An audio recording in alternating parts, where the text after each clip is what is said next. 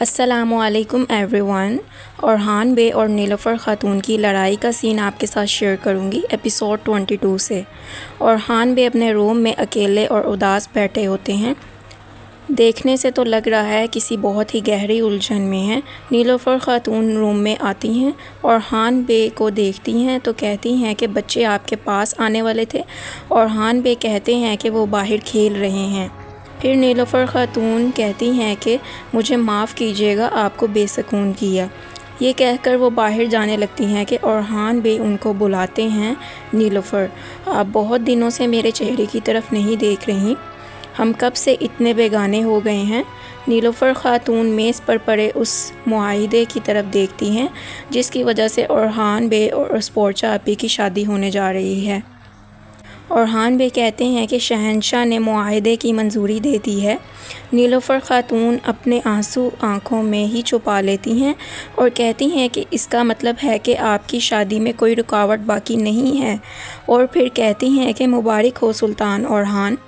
اورحان بے نیلوفر کے پاس جاتے ہیں اور کہتے ہیں کہ میں برسوں سے آپ کے ساتھ ہوں، لیکن آپ نے کبھی مجھ سے اس طرح اور اس لہجے میں بات نہیں کی۔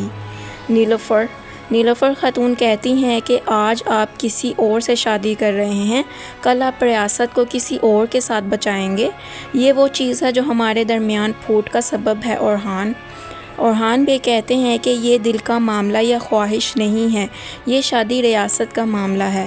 نیلوفر خاتون طنزیہ انداز میں مسکراتی ہیں اور کہتی ہیں، ریاست؟ اب ہر مسئلے کا یہی جواب رہ گیا ہے۔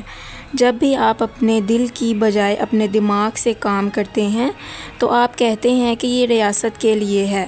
اورحان بے غصے سے کہتے ہیں، نیلوفر میں نہ صرف آپ کا شوہر ہوں بلکہ اس ریاست کا حکمران بھی ہوں، مجھ سے ایک غلطی ہو جائے تو ہزاروں سپاہی شہید ہو جاتے ہیں، کیا آپ نہیں جانتی ہیں؟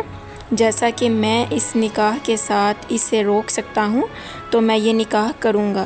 نیلوفر خاتون اپنی کانپتی ہوئی آواز سے کہتی ہیں کہ اگرچہ میرا دماغ سمجھتا ہے لیکن میرا دل اسے قبول نہیں کر سکتا اورحان۔ یہاں نیلوفر اپنی تکلیف اورحان بے سے شیئر کر رہی ہیں۔ ظاہری سی بات ہے کہ نیلوفر کے لیے یہ ایک بہت مشکل سچویشن ہے۔ نیلوفر کہتی ہیں کہ میں اسے قبول نہیں کر سکتی، آپ اس عورت کو ہمارے درمیان ڈال رہے ہیں، میں اس عورت کو اپنے ساتھ روزانہ دیکھوں گی، میں کیسے؟ یہیں اورحان بے غصے سے نیلوفر خاتون کو ڈانٹ دیتے ہیں اور چپ کروا دیتے ہیں اور کہتے ہیں کہ میں ریاست کے لیے یہ پہلی شادی نہیں کر رہا، آپ یہ بہت اچھے سے جانتی ہیں، اگر مجھے ایک بار پھر ضرورت پڑی تو میں دوبارہ شادی کروں گا، میں نے اپنی زندگی اپنی ریاست کے لیے وقف کر دی ہے، میری محبت، میری زندگی اور میری شادی اس ریاست کے لیے ہے۔ یہ سب اورحان بے غصے سے کہہ رہے ہیں، وہاں سے چلے جاتے ہیں۔ یہ سب اورحان بے غصے سے کہہ کر وہاں سے چلے جاتے ہیں اور نیلوفر خاتون کی آنکھوں میں بس آنسو ہی رہ جاتے ہیں۔ میں نہیں کہہ سکتی کہ نیلوفر خاتون غلط ہیں، وہ بالکل اپنی جگہ ٹھیک ہیں، لیکن اورحان بے کو حق نہیں تھا کہ وہ نیلوفر کے ساتھ اس طرح بات کریں، کم از کم اگر تسلی کے کچھ بول نہیں بول سکتے تھے تو خاموشی سے وہاں سے چلے جاتے، ایسے چلانے کی ضرورت نہیں تھی۔ خیر، تو یہ تھی نیلوفر اور اورحان بے کی کنورسیشن۔